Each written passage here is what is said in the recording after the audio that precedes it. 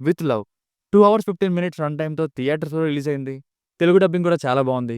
Netflix streaming పార్ట్నర్‌ని వేశారు ఓటీటీకి. ఇక ఫ్యామిలీతో చూడొచ్చా అంటే సెకండ్ హాఫ్ స్టే చేసినప్పుడు హీరో, హీరోయిన్ ఆ ఒక్క 5 సెకండ్స్ ఇబ్బంది పడొచ్చేమో. మిగతాదంతా చూడొచ్చు ఫ్యామిలీతో. ఇక కొంచెం కొత్తగా చూసేవారు సబ్స్క్రైబ్ చేసుకుంటే 200,000 మనం త్వరగా రీచ్ అయిపోవచ్చండి. చాలామంది చూస్తున్నారు కానీ సబ్స్క్రైబ్ అవ్వట్లేదు. రివ్యూస్ నచ్చకపోతే ఓకే. కానీ మీకు యూజ్ అయ్యి ఎంకరేజ్ చేద్దాం అనిపిస్తే మాత్రం తప్పకుండా సబ్స్క్రైబ్ చేసుకోవడం మర్చిపోకండి. ఇక 'విత్ లవ్' మూవీని చూసిన తర్వాత నాకైతే సింపుల్‌గా చెప్తే first half just average to okay. ఈ మధ్యలో అనిపించింది కానీ సెకండ్ హాఫ్‌నే కొత్తగా మారి స్లోగా ఉన్నా కానీ నాకైతే ఫీల్ గుడ్‌గా అనిపించింది. ఓవరాల్‌గా ఒకసారి చూడొచ్చండి మూవీని.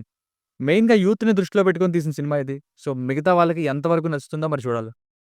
బేసిక్ స్టోరీ లైన్ ఏంటంటే, హీరో వాళ్ళ సిస్టర్ పెళ్లి చూపులు అరేంజ్ చేయడంతో, హీరోయిన్ మొనిషా అలియాస్ అనశ్వర రాజన్ గారిని మీట్ అవుతారు. అలా మీట్ అయినప్పుడు ఏం జరిగింది? వాళ్ళు చెప్పుకున్న లవ్ స్టోరీస్‌లో ఏమైంది?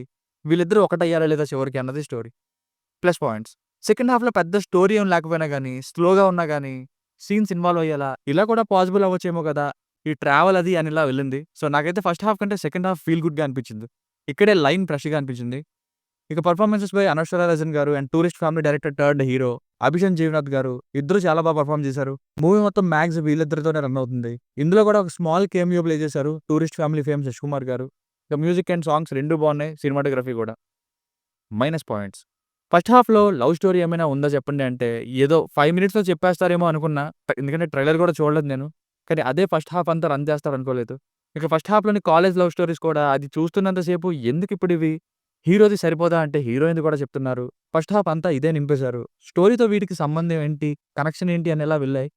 ఇంటర్వల్‌కి ఇంక సినిమా ముందుకు తీసుకెళ్ళడానికి పెట్టారని అప్పుడు అర్థమైంది. అప్పుడు మరొక కొత్త పాయింట్ స్టార్ట్ చేశారు. కొన్ని లాజిక్స్ మూవీలో పట్టించుకోకుండా ఉండాలి. లైక్ ఇంటర్వెల్‌కి అలా ఒక అప్రోచ్‌ని డిసైడ్ అవ్వడం. ఇదా మెయిన్ స్టోరీ అని అప్పుడు అర్థమైంది.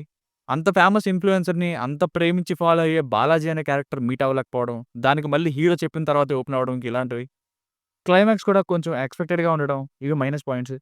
వరుడు కావాలనో చూసి చూడంగానే ఇలా ఈ మూవీస్‌లో ఎక్కడ మారుస్తారేమో, ఎక్కడ కన్వర్ట్ అయిపోద్దేమో అనుకున్నా కానీ అలా అవ్వలేదులెండి. సో, ఫైనల్‌గా మూవీకి వర్డిక్ట్ ఏంటంటే ఫస్ట్ హాఫ్ నాకైతే అంత ఇన్వాల్వ్ అయ్యేంత కానీ, లవ్ అనే ఎమోషన్‌కి కానీ కనెక్ట్ అయ్యేంతలో లేదు. అందుకే ఫస్ట్ హాఫ్ జస్ట్ పర్లేదనిపించింది.